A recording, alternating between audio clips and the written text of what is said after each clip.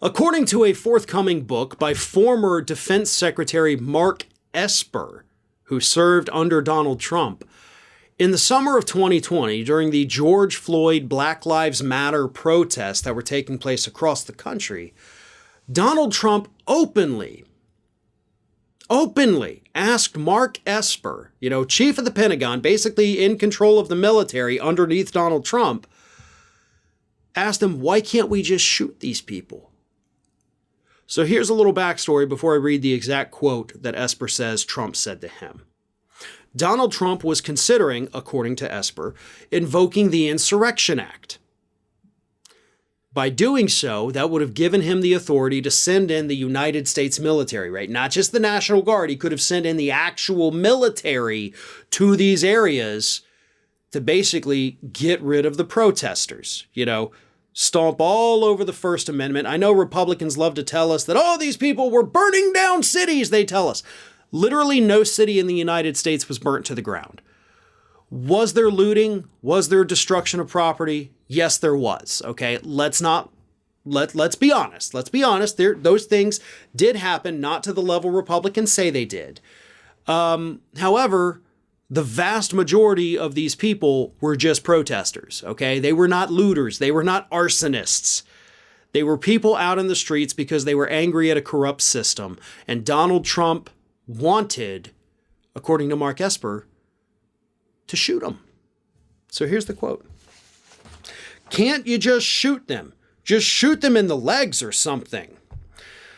Esper replied, the good news, this wasn't a difficult decision. The bad news, I had to figure out a way to walk Trump back without creating the mess I was trying to avoid. Now let's be very clear about something. Shooting somebody in the leg isn't just a harmless little, okay, good, now you're going to stop. You can actually die from being shot. You can die from being shot anywhere in the body, by the way. You can bleed out. Your body can go into shock. The shock of it can give you a heart attack. There's many different ways that even getting shot in the leg, hell, shot in the foot, can actually kill you. So no, this wasn't a non-lethal alternative. It was just a less lethal. But that's what Trump said. Why can't we just shoot him? Shoot him in the leg. These were people, again, the vast majority of them simply exercising their First Amendment freedoms. They have a right to assemble. They have a right to make their voices heard. And Trump didn't care. He didn't care about the Constitution, as Republicans love to say, we're the only ones who care about free speech and Constitution. Protesting is a form of free speech, and your president wanted to kill these people. He may not have straight up said he wanted to kill these people, but suggesting that they get shot wherever it is on their body, in many cases, likely would have amounted to a death sentence. And Trump was okay with that. And this, of course, is why we have seen Republicans in control of states across the country. Florida's a great example here. Why they've passed laws saying, hey, guess what? If a protester's in the street, it's blocking the road, feel free to plow on through them and you can't be prosecuted if you kill them by doing that. That's just building on what Donald Trump wanted to do to these people, which was, seriously harm, possibly kill them.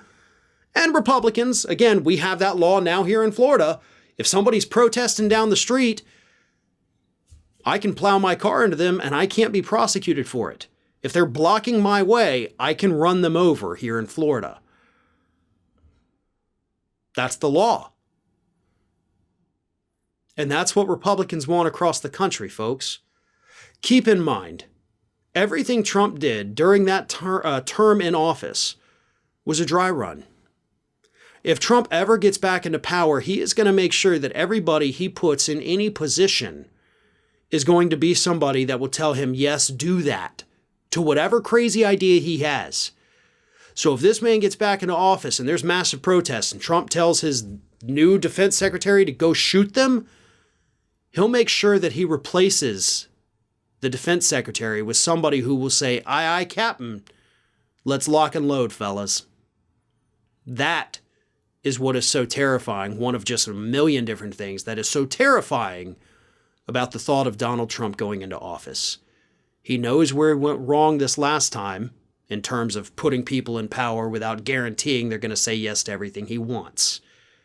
he won't make that mistake again. And that's why he's so dangerous. Hey everyone, this is Aspen. And did you know that for the low cost of $0 per day, you can subscribe to the Fair and Balanced YouTube channel? We also encourage you to like, comment, and share. But again, click that subscribe button and help Aspen not be so grumpy.